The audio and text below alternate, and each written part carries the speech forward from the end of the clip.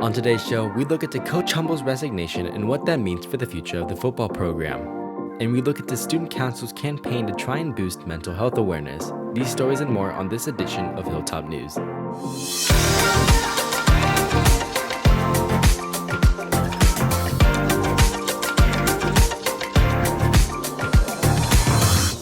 What's up, Rock Nation? Welcome back to another edition of Hilltop News. Live from Studio 1060, I'm Julio Zapata.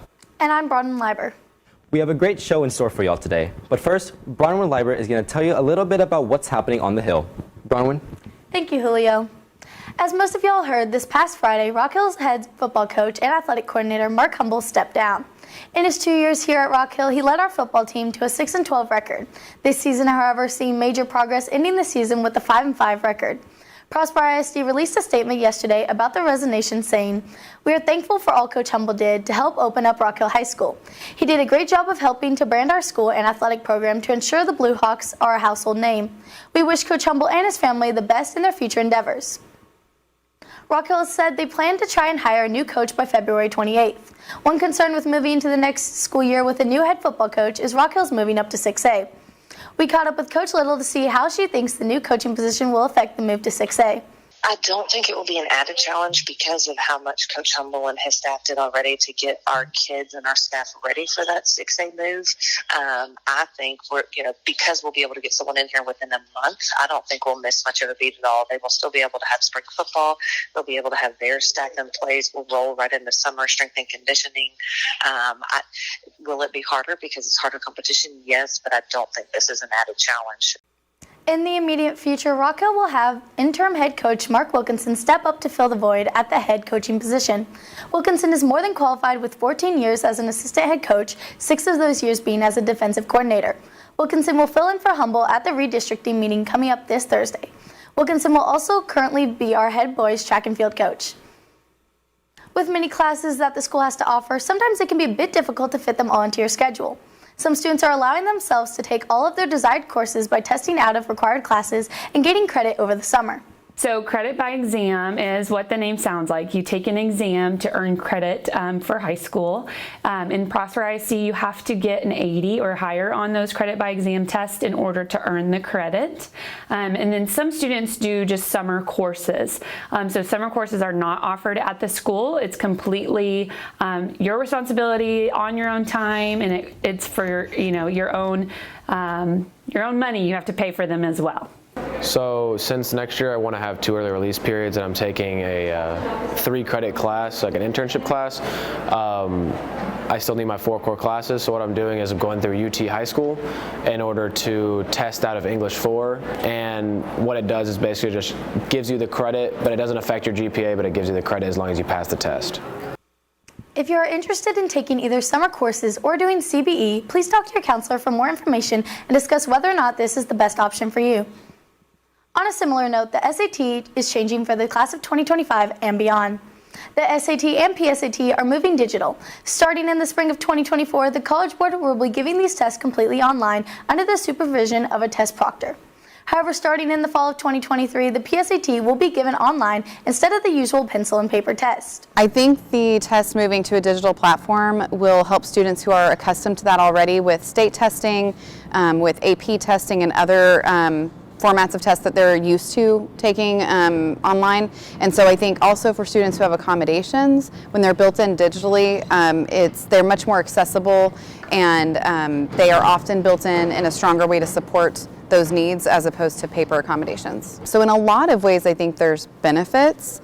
I think obviously the only hiccup we ever run into is technology, and can a platform hold the amount of people that are testing all in the same day?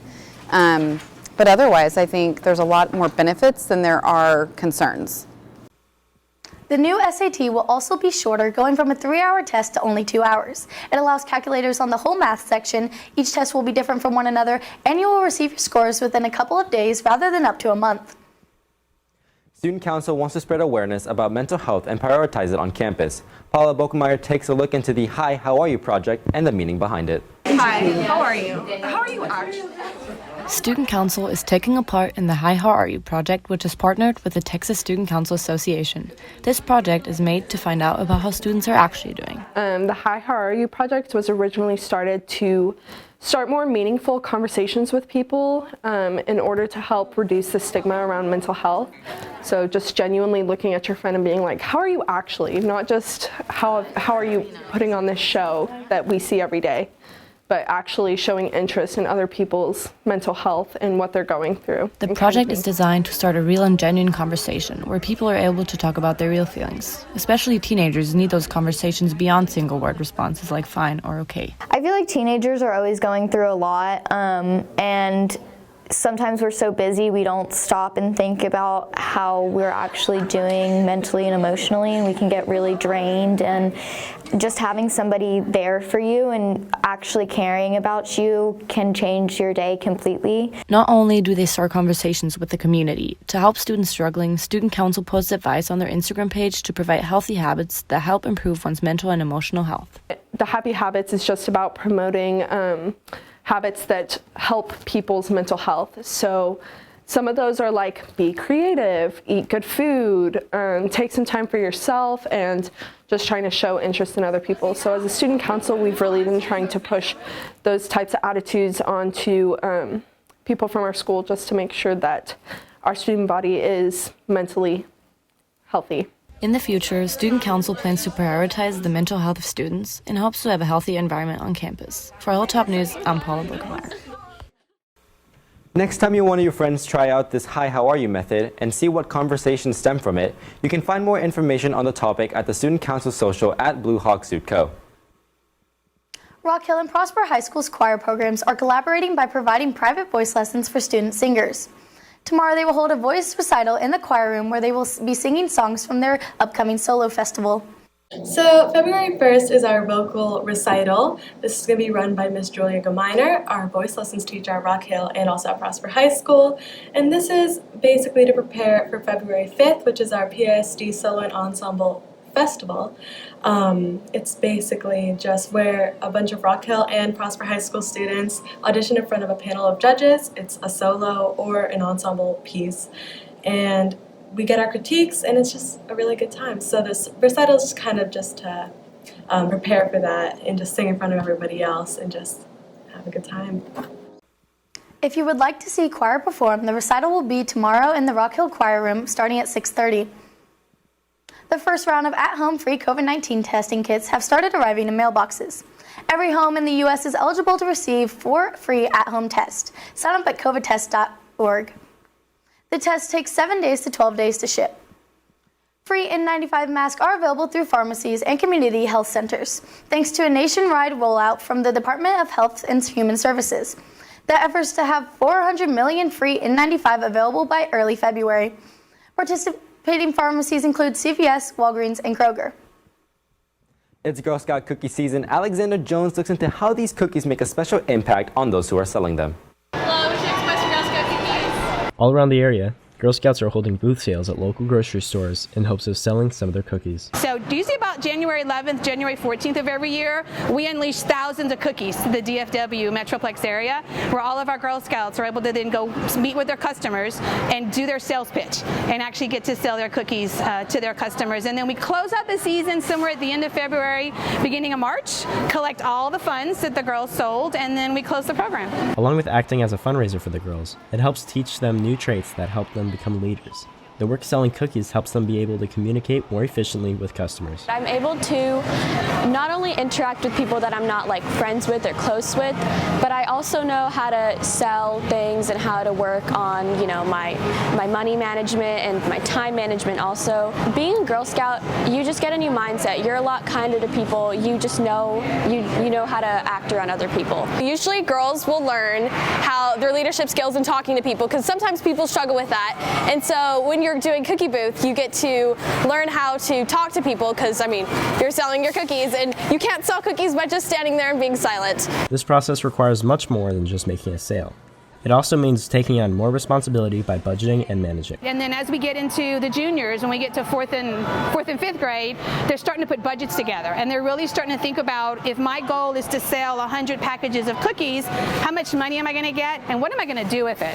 It's not just the fact that I'm going to be able to give you a box of cookies, it's also that you're doing something to promote what the future for girls will be in our community and how we're building leaders today to be leaders tomorrow. Supporting Girl Scout troops not only grants you a tasty treat, it also helps teach girls life skills and helps our community in the future. For Hilltop News, I'm Alexander Jones. You have just under a month left to purchase any of your favorite Girl Scout cookies. Many of our Rock Hill sports were in action this past week. Connor Fuxa is in the studio to give you a recap on all of these games as well as everything else Rock Hill sports. Connor? Thank you, Julio. Wrestling competed in the District 8-5A duels this past week. They had a great performance all around and ended the meet in second place. While he was there, Xavier Jukes got his 50th season win. Basketball was in full swing this week. The boys started off their week traveling out to McKinney North. Our boys played a close game to the finish, but unfortunately came up short, falling 61-51. On Friday, however, they rebounded quickly, dominating Wiley East at home, winning 76-46. Anthony Williams scored 33 points in this game to set a new school record. Girls basketball also traveled out to McKinney North last Tuesday. They had a tough matchup laid out for them as McKinney North was 24-1 and ranked second in all of 5A coming into the game. Our girls battled to the end, but McKinney North showed why they are ranked so high, beating Rock Hill 56-40. Like the boys, our girls came home to play against Wiley East on Friday night. Our girls couldn't catch a break facing a Wiley East team that is sitting third in the district. Rock Hill kept it competitive but eventually fell 49-37. The girls' record now stands at 14-15 on the season, but they still sit at fourth in the district. Boys soccer showed off their skills this past week with a 4-1 win against Sherman last Tuesday and another against the Colony that ended in a 2-0 score last Friday. Now, speaking of soccer, our girls' team played their district opener on Tuesday against Sherman. They could not have started stronger, dominating that game the entire 80 minutes before eventually winning 7-0. Big performance from freshman Jordan Hardiman, who had a hat trick in the first half of play, then added on a fourth goal of the night before time ran out. Moving on to Friday, girls had their first home district game against the Colony. Our girls got out to an early start with a goal from Elena Aiken, followed by a goal from Jordan Hardiman, to put the Blue Hawks up 2-0 right before the half. After the half, Rock Hill did not slow down, with Elena scoring her second goal of the night to put us up 3-0. Late in the game, the Colony did knock one in, but the final score still read 3-1 Blue Hawks. Our girls are now 9-0 on the season. Now, success would be an understatement for how well the girls have started this season. Blake Shalmo looks into one player who's making a success in making an impact important to the team's success. With over a dozen goals in the first half of the season, freshman midfielder Jordan Hardiman is one of varsity soccer's top scorers. I think my strength, being able to go against older players that are older than me is a really big challenge, because they're not as they have more experience in high school. With most varsity players being returning players from last season, Jordan is one of the youngest players on the team with one of the highest score rates. Hardiman keeps up with the rest of the players through her regular practice as well as her club team outside of school. Balancing club and varsity is really hard because we have a lot of practices preparing for nationals and stuff, and high school has a lot of practices too, so it's hard on my legs, but I still have to recover and be able to do both. As Jordan pushes through the physical demands of each of her activities, she always has her teammates to support her, Madison Bishop, the team captain, being one of them. So as a captain, I really want to be a positive influence for all the younger athletes and build a strong foundation for this program in the future. Jordan's teammates are very supportive of her and are helping to improve her skills even more. Her talent has been a huge carrier for the team and has helped bring them to their undefeated record. For Hilltop News, I'm Blake Shalmo. If you want to see the girls in action, their next game will be tomorrow at home against McKinney North. Now, speaking of the upcoming games, let's take a quick look at what teams will be in action this next week. Tomorrow, basketball will be playing away at Denison, softball will be at home versus McKinney, and boys soccer will have to travel to face McKinney North. Moving on to Thursday, powerlifting has their league meet at Van Alstyne, and dive has their regional meet at Frisco. Now Friday, we have a jam-packed day for Rock Hill sports, starting with girls wrestling having a district meet at the Colony, moving on to swim having their regional meet at Frisco, boys and girl basketball playing at home against Princeton, and then boys and girls soccer face off against Wiley East. Boys will be at home for that game, and girls will travel out to Wiley. Finally, Saturday, boys wrestling has their district meet at the Colony, swim continues the regional action at Frisco, softball plays both Wakeland and Denison at home, and then baseball plays Pottsboro at home. Well, that's all of the action for our Rock Hill sports teams. To keep up with the results, go to our social medias at rockhill.media or tune into next week's show. Well, that's all we have for today's show. For Hilltop News, I'm Connor Fuxa. I'm Julio Zapata. And I'm Bronwyn Liber. Keep rocking, Blue Hawk.